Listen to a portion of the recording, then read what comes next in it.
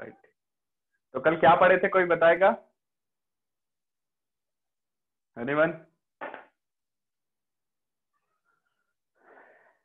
कल क्या पढ़े थे? मुझे तो पता है, आपको पूछना है। कोई भी? What we have learned yesterday?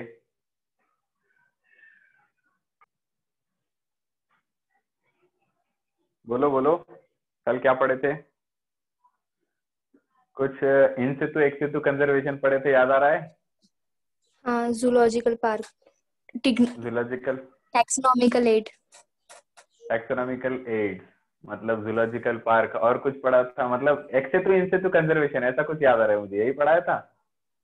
हाँ, और biological museum, botanical biological, garden, right, museum, botanical garden, ये पढ़ाया था, सही है। हर्बेरियम। Herbarium, right. तो देखो आगे कंटिन्यू करते हैं। आज चैप्टर डेफिनेटली खत्म हो जाएगा, कल नहीं हो पाया था बट आज खत्म हो जाएगा, राइट। तो टैक्सोनॉमिकल एड्स में हमने हर्बेरियम पढ़ लिया था। हर्ब मतलब जो सबसे बड़ा रहता है उसे ट्री कहते हैं, उससे छोटा शर्ब, उससे भी छोटा अंडर शर्ब, और सबसे छोटा हर्ब।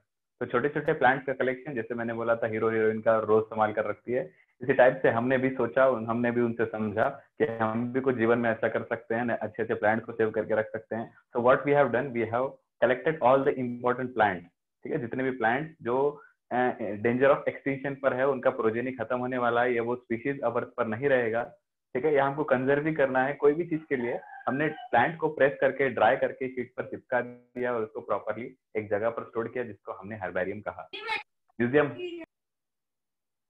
राइट, म्यूजियम हमने देखा, म्यूजियम में प्लांट्स और एनिमल्स के डेड जो स्पेसिमेन है, रिमेन्स है, तो प्लांट्स को बेसिकली सोल्यूशन के अंदर डाल के स्टोर करके लिया जाता है। एनिमल्स को ऐसा स्टोर नहीं किया जाता है, एनिमल्स का स्केलेटन रखा जाता है डिस्प्ले के फॉर्म में बस, राइट। एनिमल्स जो है, जैसे फिश मानकर चलो, फिश और प्लांट जो स्केलेटन वाले हैं, जिसमें स्केलेटन बचा हुआ है बस, बाकी पूरा उनका ऑर्गेनिक मैटर, जैसे स्किन वगैरह है, किसी किसी में स्किन रहती है, किसी किसी में स्केल्स रहती है, जैसे फिश के ऊपर स्केल्स रहती है, ठीक है, स्केल्स, राइट। तो वो स्केल नहीं, वो 15 सेंटीमीटर वाली, तो स्केल्स रहती है, उसके ऊपर छोटे छोटे से लाइनिंग टाइप में स्केल्स रहती है। तो अगर फिश को प्रिजर्व करना है तो उसको, डेड फिश है उसको सोल्यूशन के अंदर डाल के प्रिजर्व किया जाएगा, ठीक है। प्लांट्स को प्रिजर्व करना है, उसको भी सोल्यूशन के अंदर डाल के प्रिजर्व किया जाएगा। बट एनिमल जिसमें उसका स्केल्स या स्किन निकल चुका है, जैसे डायनासोर, अब वो बहुत पहले एक्सटिंक्ट हो चुका है, उसका क्या, कहाँ से स्किन मिलेगा, कहाँ से उसका organic matter, body portion, organism कहाँ से मिलेगा, सिर्फ उसके बोन्स बचे हुए हैं। सर तो बोन्स आपकी कोई, आवाज अटक रही है। मेरी आवाज अटक रही है? अभी आ रही है आवाज?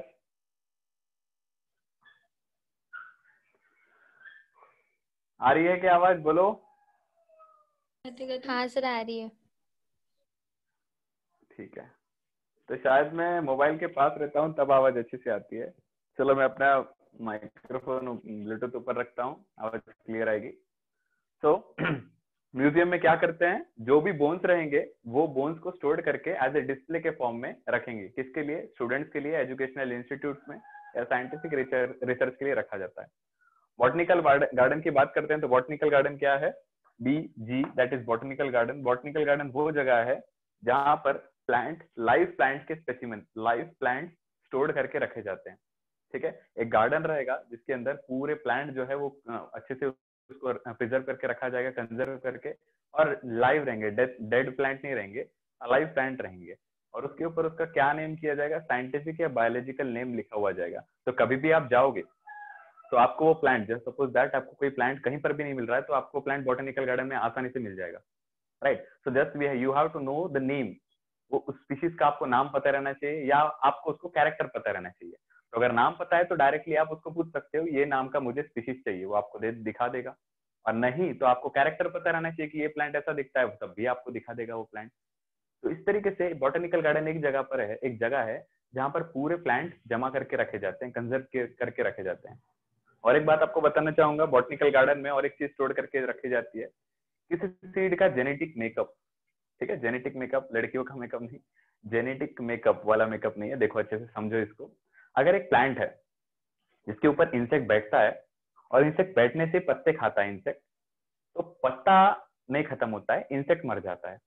मतलब वो प्लांट में, अच्छे से समझो, इंसेक्ट है, प्लांट के ऊपर गया, वो इंसेक्ट पत्ते को खा रहा है, और पत्ता जैसे ही वो खाता है तो उसके कुछ पीरियड ऑफ टाइम के बाद ही इंसेक्ट मर जाता है। पत्ते को ज्यादा कुछ नहीं होता, पत्ता जितना उसने खाया उतना ही खत्म होगा और इंसेक्ट मर जाएगा। मतलब वो प्लांट में, वो प्लांट के लीव्स में, वो प्लांट के पत्ते में कुछ तो ऐसी प्रॉपर्टी थी जो इंसेक्ट को खत्म कर सकता है, राइट। तो ऐसे भी प्लांट होते हैं जो जेनेटिक इंजीनियरिंग से प्लांट बनाए गए हैं, बायो में बायोटेक्नोलॉजी इस्तेमाल करके ऐसे प्लांट बनाए गए हैं। तो ये प्लांट को बचा, ये प्लांट में से वो डिसीज रेजिस्टेंस का कैरेक्टर मुझे निकालना है कैसे तो भी। Simple is that, if horse और डोंकी का क्रॉस प्रोडक्ट म्यूल बनता है, तो अगर मुझे म्यूल स्टेराइल है, अगर मुझे डोंकी में हॉर्स का कैरेक्टर या कोई दूसरे स्पीशीज से इस स्पीशीज में कैरेक्टर लाना है, तो पर्टिकुलर जीन्स में निकाल कर इंट्रोड्यूस कर सकता हूँ क्या? मैं इस पर सोचूंगा, इस पर रिसर्च करूंगा। तो जैसे प्लांट्स है, इंसेक्ट उस पर बैठता है, इंसेक्ट उसको पत्तों को खाता है और इंसेक्ट मर जाता है, मतलब उस पत्तों में कुछ ना कुछ तो ऐसा डिसीज रेजिस्टेंस है, कुछ ना कुछ तो ऐसा है कि वो डिसीज को रेजिस्टेंट है, मतलब डिसीज उसमें कॉज नहीं होती, इंसेक्ट के खाने से इंसेक्ट मर जाता है। तो मुझे वो एक्सट्रैक्ट करना है, तो कोई ऐसे प्लांट जिसमें डिसीज रेजिस्टेंस कैरेक्टर रहता है वो भी बॉटनिकल गार्डन में स्टोर किए रखे जाते हैं। बेसिकली आप एक वर्ड लिख लो, जर्म प्लाज्म ऑफ सीड्स, ठीक है। आगे आपको आने वाले फ्यूचर क्लासेस में आपको समझेगा व्हाट इज जर्म प्लाज्म, ठीक है, जर्म प्लाज्म ऑफ सीड्स, ठीक है। सिंपल से आपको एक छोटी सी कहानी बताऊं तो आपने जैसे मानकर चलो विकी डोनर पिक्चर देखा होगा, वहां पर एक पर्सन रहता है जो स्पर्म्स डोनेट करता है for another female whose male partner cannot produce better quality of sperms, so the female she is not getting reproduced, or she is not able to produce the baby, or she is not getting to be impregnated, तो वो नहीं हो सकती है। तो better chance क्या है? she need to find a donor, और डोनर उसको कहीं ना कहीं ऐसे जगह से लाना पड़ेगा जहां मतलब एक सीमेन मतलब स्पर्म का डोनेशन, स्पर्म जैसे ब्लड डोनेट रहता है ना, ऐसे नंबर ऑफ पर्सन स्पर्म्स अपने डोनेट करते हैं, उनकी जेनेटिक वायबिलिटी, ठीक है, और वो उनमें कोई डिसीज है या नहीं, ये सब चीज चेक की जाती है। उसके बाद किसी XYZ पर्सन का स्पर्म जो है वो स्टोर किया जाता है।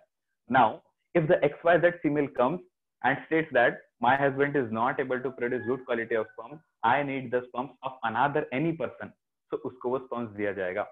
तो क्या उसका फीमेल का काम हो गया या नहीं हो गया? डेफिनेटली हो गया। तो स्पर्म्स जहां से बनते हैं they are called as germ cells, ठीक है, ये टॉपिक रिप्रोडक्शन में आएगा।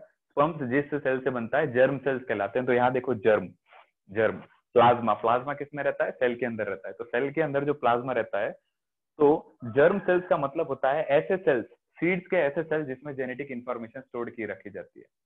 सिंपल स्टेटमेंट बताऊं, वो जो प्लांट है जिसके ऊपर इंसेक्ट बैठ रहा है, और मान कर चलो ये पत्ती है, वो तो इसके ऊपर इंसेक्ट बैठता है, पत्तियों को खाता है, पत्ती में ऐसा कुछ तो है जो इंसेक्ट के मुंह में चला जाएगा, और जैसे ही पत्ती इंसेक्ट को खाएगा, पत्ती नहीं गिरेगी, इंसेक्ट गिर जाएगा। तो मुझे क्या चाहिए पता है? मुझे इस पत्ती में वो कैरेक्टर चाहिए जो इंसेक्ट को मार देता है। तो वो चीज कहाँ स्टोर होगी? डेफिनेटली आपको प्रीवियस क्लासेस से ये इन्फॉर्मेशन तो होगी कि हर एक लिविंग ऑर्गेनिज्म में उसके सेल में डेफिनाइट क्रोमोसोम रहता है। मैंगो अगर मैंगो जैसा ही बनता है, तो मैंगो में अगर एक्स क्रोमोसोम होगा, तो आने वाले मैंगो वाला जो प्लांट होगा उसमें भी एक्स क्रोमोसोम होगा। आप ह्यूमन हो, मैं भी ह्यूमन हूँ। आपके पेरेंट्स में मदर के ओवम में 23, फादर के स्पर्म में 23, आप में कितना हो जाएगा? 46। You know it very well. अब हम में कितना है? 46। When we will produce the gamete, how much chromosome we will contribute? Answer is 23। another partner, our another couple partner will provide how much chromosome? Half, 23, half the number of chromosome of the body, right? तो इस तरीके से देखा जाए तो वो जो plant है जिस पर इंसेक्ट बैठा है पत्ती खाने के लिए, उस प्लांट में कितने क्रोमोसोम्स होंगे? उस प्लांट में कुछ 2n मानकर चलो, 2n क्रोमोसोम्स है, ठीक है। फॉर एग्जांपल मैं मानकर चलता हूँ उस प्लांट में 20 क्रोमोसोम है, 20 क्रोमोसोम है। तो आने वाला जो भी उसका नया प्लांट होगा वो भी सेक्सुअल रिप्रोडक्शन कर, एक प्लांट मेल पार्टनर होगा और दूसरा ऐसा प्लांट फीमेल होगा। तो male plant plus female plant रहते हैं, और दोनों भी कंट्रीब्यूट करके कितने क्रोमोसोम देंगे? तो सर एक्चुअल में जो प्लांट है उसका क्रोमोसोम बता दो बस। तो एक्चुअल में 20, तो मेल पार्टनर कितना देगा? 10, फीमेल पार्टनर कितना देगा? 20। एक्चुअल में 20 है तो नया वाला 20 ही बनना चाहिए। अच्छा यहाँ नहीं दिख रहा है, तो आने वाला क्या बनना चाहिए? आने वाला 20 ही बनना चाहिए, इस टाइप से। तो जर्म प्लाज्म ऑफ सीड्स का मतलब क्या? सीड्स वही है जो नया प्लांट बनाती है, सीड्स वही है जो नया प्लांट बनाती है। सीड मतलब हमारे जैसा बच्चा, एक समझ लो, जैसे मेल का स्पर्म, फीमेल का ओवम, तो स्पर्म और ओवम फ्यूजन करके बनाते हैं जायगोट, और जायगोट से नया बनता है बेबी, एम्ब्रियो बनता है, फिर धीरे धीरे बेबी। तो इसी तरीके से मेल प्लांट से मेल गैमेट, फीमेल प्लांट से फीमेल गैमेट, ठीक है, और दोनों का होगा फ्यूजन। फ्यूजन होने के बाद यहाँ पर भी प्लांट में क्या बनेगा, जायगोट। जायगोट बनने के क्या बाद बनेगा, एम्ब्रियो। एम्ब्रियो बनने के बाद हमारे लाइफ में हम बेबी बन जाते हैं, प्लांट में सीड बन जाती है। तो इस सीड को सॉइल में डालोगे तो नया प्लांट देगा या नहीं, तो बच्चे को सॉइल में डालोगे तो बच्चा मर जाएगा, बट बच्चा कभी ना कभी रिप्रोड्यूस करके और एक बेबी को बॉर्न करेगा नहीं, और एक बेबी को डेफिनेटली बर्थ दे सकता है, राइट। तो हम में और प्लांट्स में बहुत सारी सिमिलैरिटी है, दोनों में गैमेट्स का फ्यूजन के साथ ही एक नया ऑफस्प्रिंग बनता है। तो सीड ही है जो नया ऑफस्प्रिंग बनाने जा रहा है। तो अगर आपको एक नया प्लांट बनाना है जो और एक नया प्लांट बना सके, तो आपको बॉटनिकल गार्डन रेफर करना चाहिए। मतलब आपको ऐसा प्लांट बनाना है जिसमें डिसीज रेजिस्टेंस कैरेक्टर हो। तो बॉटनिकल गार्डन वाले पर्सन क्या करते हैं पता है, सपोज दैट यही वो प्लांट है जिसमें इंसेक्ट के काटने से इंसेक्ट गिर जाता है, मतलब इसमें कुछ ना कुछ ऐसा कैरेक्टर है जो मुझे निकालना चाहिए। Getting my point? Suppose that if I am teaching you biology, so you might be saying that some of the factor in this person is good, some of the factor in this person is good, I should take that factor and excel in my life. What is that factor that is present in me that you should take? That is the knowledge of biology that is present in me that you should take and excel in your life. आपको अपने life में कुछ आगे करना चाहिए। हर एक teacher के पास कुछ ना कुछ नॉलेज है, आप उससे लोगे और अपने लाइफ में कुछ ना कुछ करोगे। तो ये प्लांट में ऐसा क्या कैरेक्टर है, लंबा है, हाइट में, चौड़ा है, तगड़ा है, मोटा है, ये कुछ नहीं। ये प्लांट में डिसीज रेजिस्टेंस, मतलब इंसेक्ट बैठती है तो इंसेक्ट गिर जाता है। ये कैरेक्टर मुझे सब में डालना है, समझ रहे हो? एक टीचर है, उसका कैरेक्टर, उसका नॉलेज सब में डिस्ट्रीब्यूट करना है। इसी टाइप से एक प्लांट है, उसका कैरेक्टर इंसेक्ट खाने से इंसेक्ट पत्तियां खाने से इंसेक्ट गिर जाता है, ये कैरेक्टर मुझे सब में इंट्रोड्यूस करना है। तो मैं कैसे इंट्रोड्यूस करूं? मेरे घर पर एक बगीचे में एक प्लांट है, उस प्लांट को मुझे डिसीज रेजिस्टेंस बनाना है कि कोई भी इंसेक्ट उसको खाए तो इंसेक्ट गिर जाए, वो ना गिरे, ठीक है, उसको कोई हानि ना हो, मुझे ऐसा वो प्लांट में कैरेक्टर चाहिए, ठीक है। तो मैं एक काम कर सकता हूँ, मैं उस प्लांट को काट के उसमें जीन इंसर्ट नहीं कर सकता, एक काम कर सकता हूँ, ऐसा ही एक नया प्लांट ग्रो कर सकता हूँ। तो नया प्लांट ग्रो करना होगा तो मुझे तो सीड लाना पड़ेगा। तो सीड में पहले से ही क्या रहता है, तो seed is what, seed is this male का क्रोमोसोम, फीमेल प्लांट का क्रोमोसोम, दोनों के क्रोमोसोम मिक्स होंगे और क्या बनेगा, जाइगोट बनेगा। और यही जाइगोट आगे जाकर किस में कन्वर्ट हो जाता है, यही जाइगोट आगे जाकर कन्वर्ट हो जाता है सीड में। तो अगर आपको एक सीड चाहिए जिसमें डिसीज रेजिस्टेंस का कैरेक्टर हो, तो वही है जर्म प्लाज्म। मतलब जर्म प्लाज्म मतलब प्लांट, एक प्लांट में या ह्यूमन में जो भी उनके मेल और female partner genetic information contribute करते हैं, वो जर्म प्लाज्म है। तो इसका मतलब क्या है पता है, मेल प्लस फीमेल के जो गैमेट्स है, जो जेनेटिक इंफॉर्मेशन है, वो स्टोर्ड की गई है किसके अंदर, सीड्स के अंदर। तो वही तो होता है। एक जाइगोट में क्या है, एक ह्यूमन के जाइगोट में क्या है, आई कैन से एक ह्यूमन के जाइगोट में सर मेल के स्पर्म के 23 क्रोमोसोम्स और फीमेल के ओवम के 23 क्रोमोसोम्स, मतलब जाइगोट में टोटल 46 क्रोमोसोम है। And answer is correct. एक सीड में क्या है सर, सीड पहले क्या था, जाइगोट। तो सीड बोल दो या जाइगोट बोल दो, अरे बेबी बोल दो, बेबी और सीड, जाइगोट और जाइगोट। तो एक बेबी में क्या है, एक बेबी में फादर के दिए हुए 23 क्रोमोसोम्स, मदर के ओवम से दिया हुआ 23 क्रोमोसोम्स, मतलब 46 क्रोमोसोम्स है। सीड में क्या है, वही कहानी, मेल का दिया हुआ हम मानते हैं 10 क्रोमोसोम, फीमेल से दिए हुए 10 क्रोमोसोम, दोनों सीड में कितने आएंगे, 20 क्रोमोसोम। अब ये सीड क्या बनेगा, अब ये सीड नया प्लांट बनाएगा, ठीक है। तो ये कितने क्रोमोसोम देना चाहिए, 10। दूसरा प्लांट कितना देना चाहिए, दूसरा प्लांट देना चाहिए 10। आने वाला नया सीड कितना होना चाहिए, 20। यही चलता है सेक्सुअल रिप्रोडक्शन में। तो अगर ये डिसीज रेजिस्टेंस प्लांट है, तो ये डिसीज रेजिस्टेंस प्लांट के जो भी जेनेटिक इंफॉर्मेशन है वो जर्म प्लाज्म के फॉर्म में स्टोर की जाती है, ठीक है, जर्म प्लाज्म ऑफ सीड।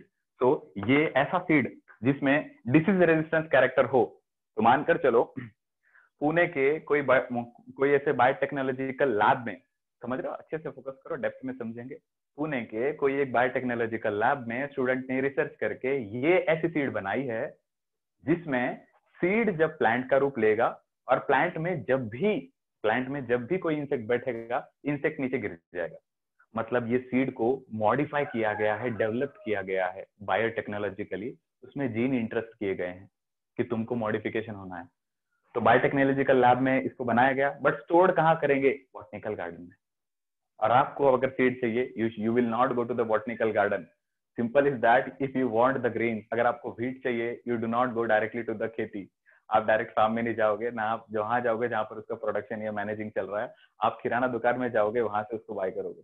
इसी टाइप से अगर आपको एक सीड चाहिए जो जेनेटिकली मॉडिफाइड की गई है, जिसमें डिसीज रेजिस्टेंस कैरेक्टर है, मतलब इंसेक्ट बैठेगा तो मर जाएगा।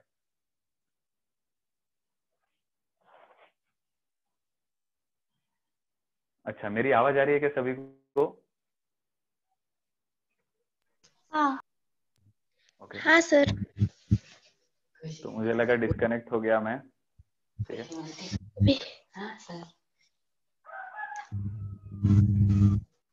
म्यूट कर दो।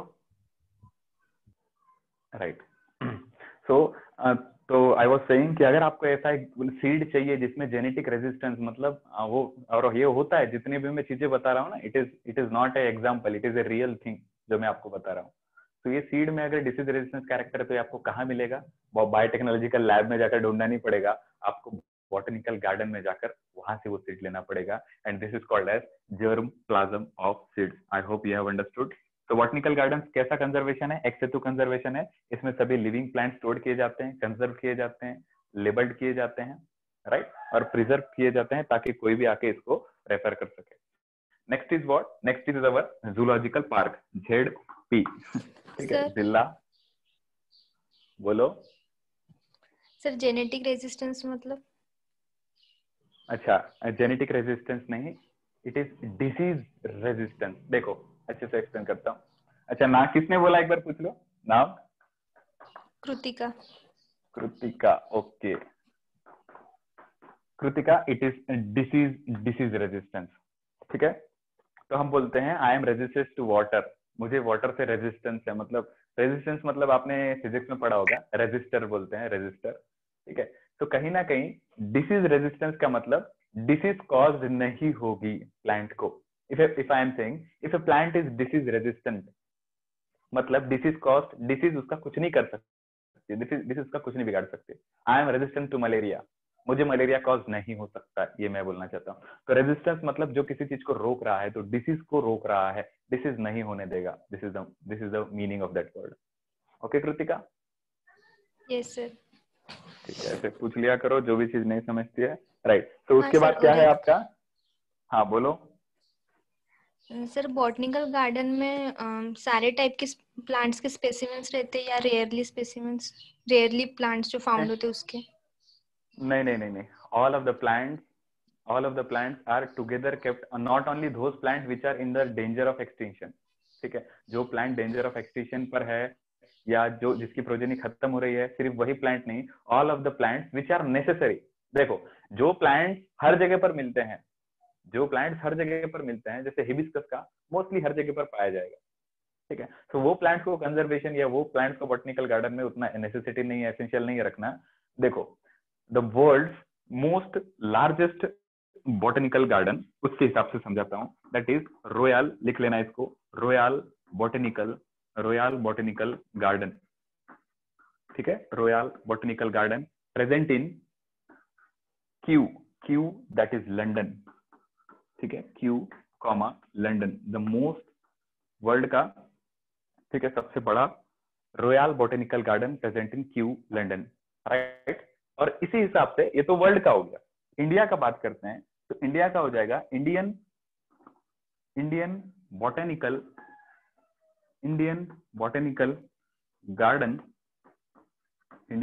Garden, that is present in Kolkata.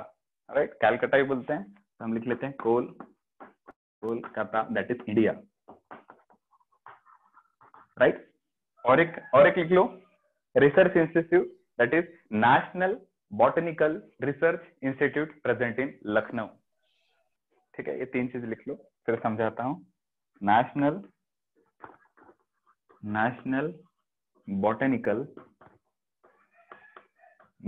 Botanical research institute, research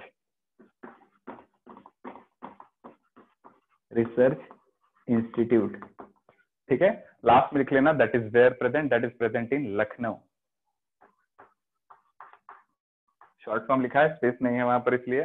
तो royal botanical garden present in Kew London, Indian botanical garden present in Kolkata that is India. तो इंडिया का सबसे बड़ा कौन सा है? इंडियन बॉटेनिकल गार्डन कोलकाता में। एंड रिसर्च इंस्टीट्यूट बॉटेनिकल में अगर रिसर्च करना है तो national botanical research institute present in Lucknow. अब देखो सर, इंडिया का बॉटेनिकल गार्डन उतना बड़ा नहीं है जितना रॉयल बॉटेनिकल गार्डन है, मतलब this botanical garden is large, means number of plant species are conserved here मोर।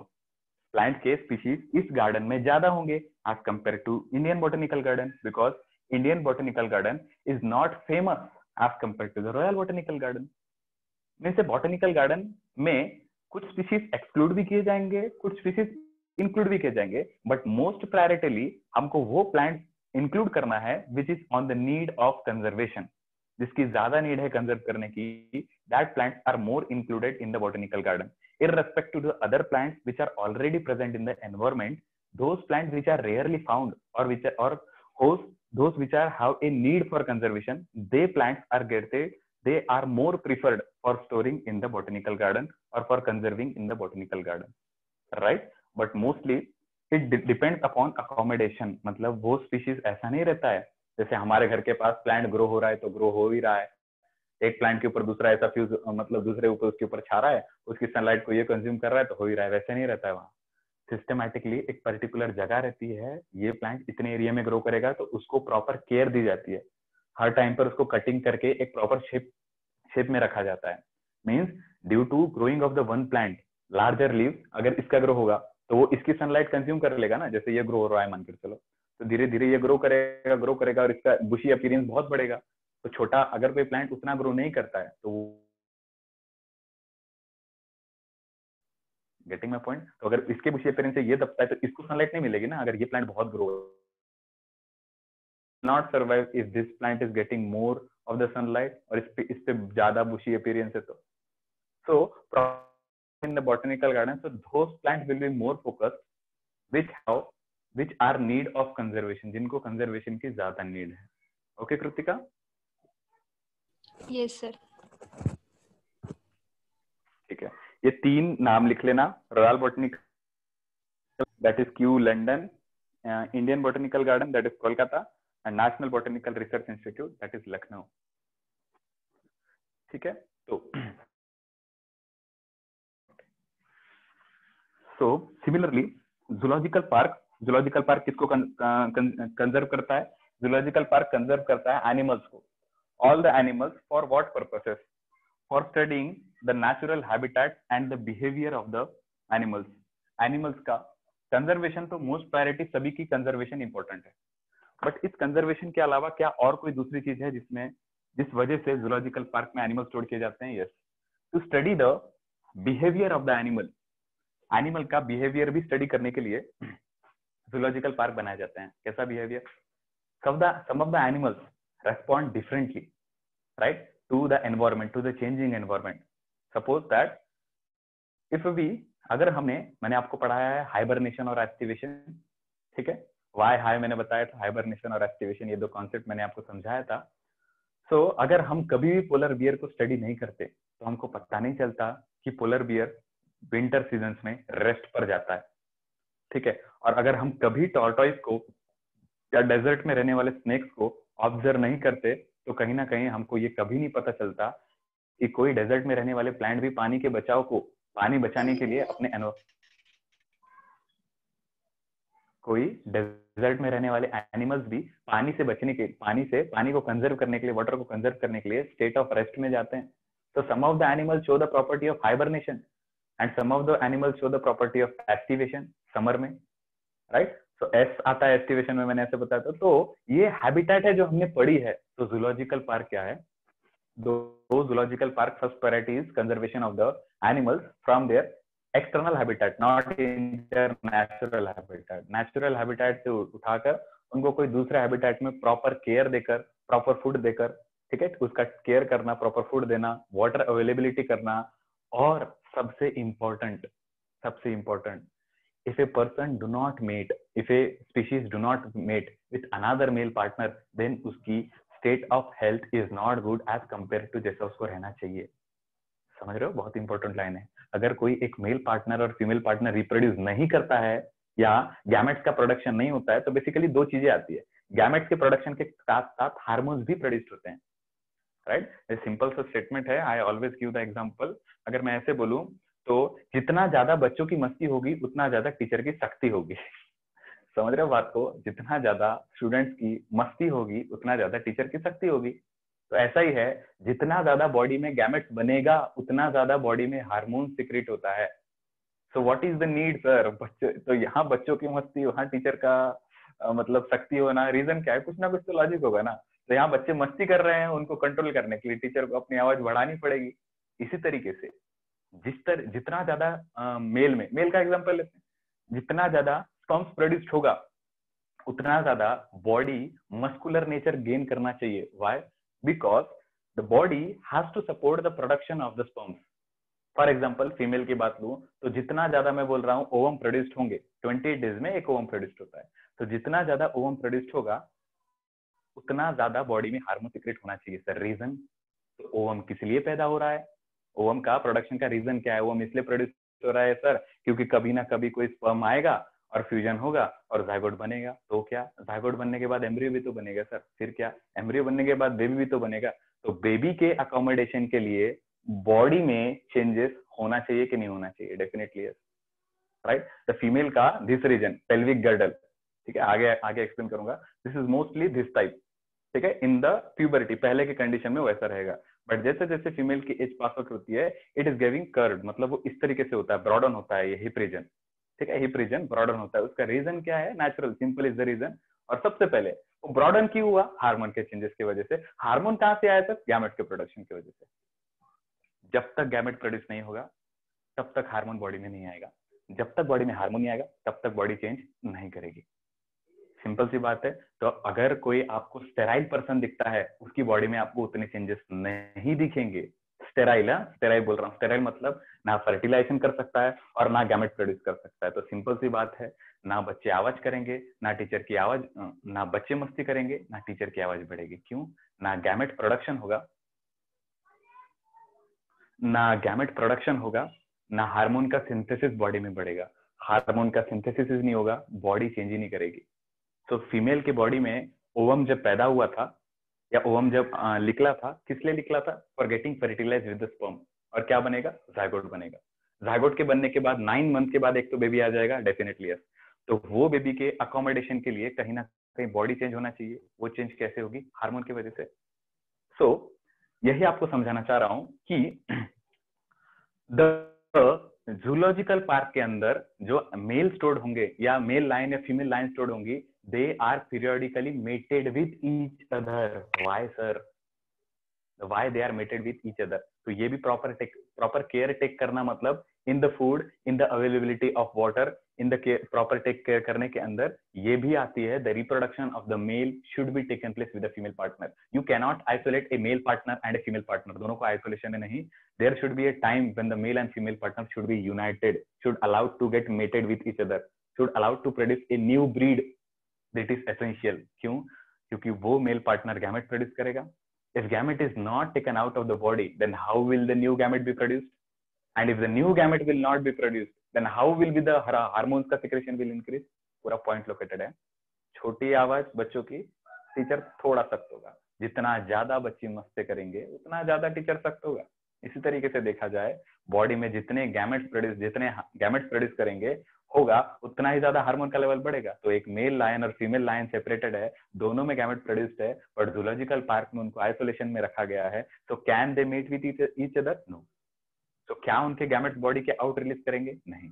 तो क्या उनमें हार्मोन्स का लेवल बढ़ेगा? बिल्कुल भी नहीं। तो क्या उनकी बॉडी ग्रोथ एंड डेवलपमेंट करेगी? Answer is no. ठीक है। So simple is the fact, they are allowed to mate, they are allowed to produce a new young one। और यही तो हमारा पर्पस है। If we are conserving the lion, our focus is what? To increase the number of the lions। तो reproduction तो definitely possible करना है दोनों का। So all this take care is taken place in the zoological park। तो हमको इससे क्या चीज पता चलती है, हमको ये भी चीज पता चलती है कि कौन सा एनिमल का हैबिटेट कैसा है, वो किस प्रकार से खाता है, किस प्रकार से रहता है, उसका बिहेवियर क्या है, सब चीज हमको किसमें पढ़ने मिलती है, सब चीज हमको एक जूलॉजिकल पार्क में देखने के लिए मिलता है. So zoological park and botanical garden, this are the two ex situ conservation out from their natural habitat. Right? समझा? किसी को कोई डाउट है? Anyone having any doubt? आगे बढ़े? हाँ. बाकी जनों को आवाज आ रही है नहीं? पूनम आवाज आ रही है? Poonam? Okay. Priyanka? Sir. Okay, चलो ठीक है. राइट, देखो. तो अगला जो कॉन्सेप्ट है, moving on to the last topic, that is called as, अभी हमको पढ़ना है कुछ general terms. One is called as key, another is called as couplet, और थर्ड जो आएगा वो लीड होगा. नया नया लग रहा है, ठीक है. सूना सूना सा लग रहा है, पर थोड़ी देर बाद सुना सुना सा लगेगा. राइट? तो फर्स्ट वर्ड क्या है? की है, सेकंड है couplet, and third is lead. इसको पढ़ लेते हैं. तो की कपलेट, की क्या होता है, कपलेट क्या होता है, लीड क्या होता है. And I again tell you, this are the three terms which are included under taxonomical aids. तो टैक्सोनॉमिकल एड्स में कौन सी चीज आती है अब तक जो हमने पढ़ी? हर्बेरियम आता है, म्यूजियम आता है, बॉटनिकल गार्डन आता है, जूलॉजिकल पार्क आता है, क्या आता है, कपलेट आता है, लीड आती है अब तक के लिए, और 3 इंक्लूड होने वाले हैं. राइट? यहाँ वो भी सिंपल है, ये थोड़ा समझने के लिए इंटरेस्टिंग है. तो चलो इसको देखते हैं. की, कपलेट और लीड एक एग्जाम्पल के टर्म्स में समझते हम. एग्जाम्पल ये है, ठीक है. सो हमारे क्लास में कौन लड़का है आज? कोई है लड़का? सब गर्ल्स भरी पड़ी है. एनीवन? सृजन? Yes sir. यस, सृजन? I am. चलो ठीक है. सृजन, सृजन. राइट? प्रोनाउंसिएशन सही है ना? सृजन. हाउ? राइट. देखो अच्छे से एग्जाम्पल सुनना. तो सृजन कहाँ पर जाता है? सृजन जाता है एक होटल में. ओके सर, होटल में जाता है जब भी, तो जब होटल में सृजन जाता है तो उसको 2 ऑप्शंस मिलते हैं. क्या? कौन सा फूड खाना है? तो होटल के टैग के सामने 2 चीज लिखी रहती है. अच्छे से देखना, होटल के टैग के सामने जहाँ होटल रहेगा वहां पर 2 चीज लिखी रहती है कि आपको इंडियन फूड खाना है कि आपको साउथ इंडियन खाना है. ठीक है. तो सृजन हमारा बेचारा बहुत ही साउथ इंडियन के लिए एडिक्टेड था. तो सृजन सेड कि sir south Indian food prefer करूंगा. I said okay, south Indian जाओ. तो सृजन, अच्छे से देखना, सृजन जब जाता है तब इंडियन साउथ इंडियन 2 उसको चॉइसेस मिलती है. ही सिलेक्ट्स वन, ही नेग्लेक्ट्स वन. साउथ इंडियन चूज किया, इंडियन नेग्लेक्ट किया. राइट? तो साउथ इंडियन के सेक्शन में जैसे ही सृजन अंदर एंटर करेगा तो उसको और 2 अंदर ऑप्शंस मिलेंगे. ठीक है, और 2 ऑप्शंस मिलेंगे. क्या?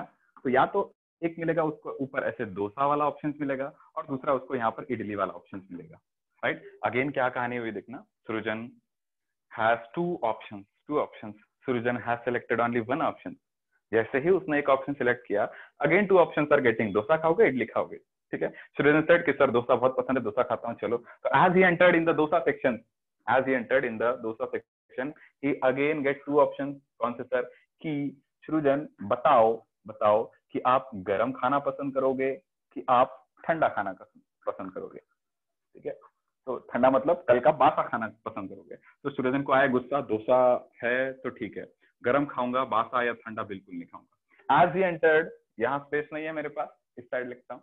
As he entered in the garam section, again 2 options he get. What were the options? क्या? कि सृजन फोकट में खाओगे कि पैसे देकर खाओगे. ठीक है. तो सिंपल सा एक जोक है. क्या? सृजन को 2 option, Indian south Indian choose किया. फिर से 2 ऑप्शन, डोसा इडली, डोसा को चूज किया. फिर 2 ऑप्शन, गरम ठंडा. पॉइंट फोकस है. एवरी टाइम सृजन is getting 2 option and he is selecting 1 option. Every time he is getting 2 option, he is selecting 1 option. मतलब देखो, कपल्स क्या होता है? मेल और फीमेल पार्टनर कपल्स होते हैं. सही बात है. तो कपलेट, एवरी टाइम सृजन इज गेटिंग ए कपलेट. सृजन को प्लेट नहीं मिल रही है. ये प्लेट है, समझना. सृजन को प्लेट नहीं मिल रही है. मेरा बोलने का मतलब समझो, भावनाओं को समझो. सृजन को एक कपलेट मिल रहा है. एक कपलेट मतलब सृजन को 2 ऑप्शंस मिल रहे हैं एक कपलेट के फॉर्म में। गेटिंग? क्या कपलेट मिला सर? एक कौन सा कपलेट है? तो पहले कपलेट में जो दो कैरेक्टर्स थे वो इंडियन होटल और साउथ इंडियन। इंडियन खाना पसंद करोगे, साउथ इंडियन, ओके सर, ठीक है। जैसे ही सृजन ने साउथ इंडियन फूड सिलेक्ट किया, ठीक है, साउथ इंडियन फूड सिलेक्ट किया, again he get 2 option. So this would be another couplet for Srijan कि डोसा की idli. When he choose dosa, again he get a couplet. Couplet मतलब दो कैरेक्टर अलग अलग। तो जब अलग अलग रहता है ना कोई चीज, तो उसको बोलते हैं कॉन्ट्रास्टिंग कैरेक्टर, ठीक है। कॉन्ट्रास्टिंग, जैसे बोलते हैं कॉन्ट्रास्टिंग कलर से टीवी का मतलब क्या? एक से ज्यादा कलर है, ठीक है। तो मैं बोल रहा हूं 1 couplet means 2 contrasting character. 1 couplet, एक कपलेट में 2 कैरेक्टर हैं, इंडियन साउथ इंडियन, ठीक। साउथ इंडियन को चूज किया, फिर से डोसा इडली। डोसा को सिलेक्ट किया तो पता चला कि गरम खाओगे ठंडा खाओगे, ही अगेन ही सिलेक्टेड गरम। और गरम खाने के बाद 2 ऑप्शंस मिले, फुकट में खाओगे कि पैसा देकर खाओगे, ठीक है। तो गरम खाओगे चूज करोगे तो क्या हो जाएगा? सृजन ने दिमाग लगाया, ठीक है। क्या दिमाग लगाया कि गरम खाने के बाद फुकट और पैसा। फुकट के जैसे ही फुकट के ऑप्शन को चूज किया, he was out of the hotel, ठीक है। ये होटल के बाहर का रास्ता था, कौन सा? बिना पैसे देके खाना।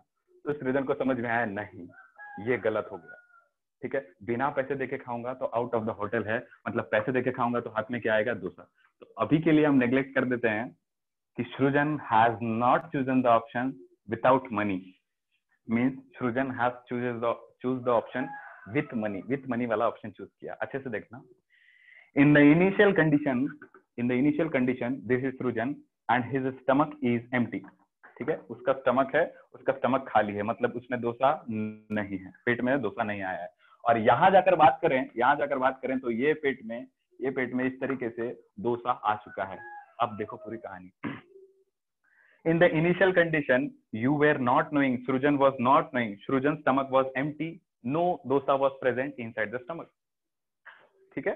But when he goes to the hotel he is getting 2 options, कोई एक चूज करो, मतलब क्या मिला उसको? एक कपलेट मिलता है, ठीक है। तीनों चीज को अच्छे से समझो, तीनों चीज को, कि कपलेट लीड।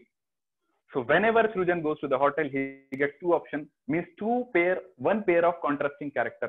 1 pair, एक जूते के पेयर में कितने जूते रहते हैं? 2 पेयर, आपको समझता होगा पेयर में रहते हैं।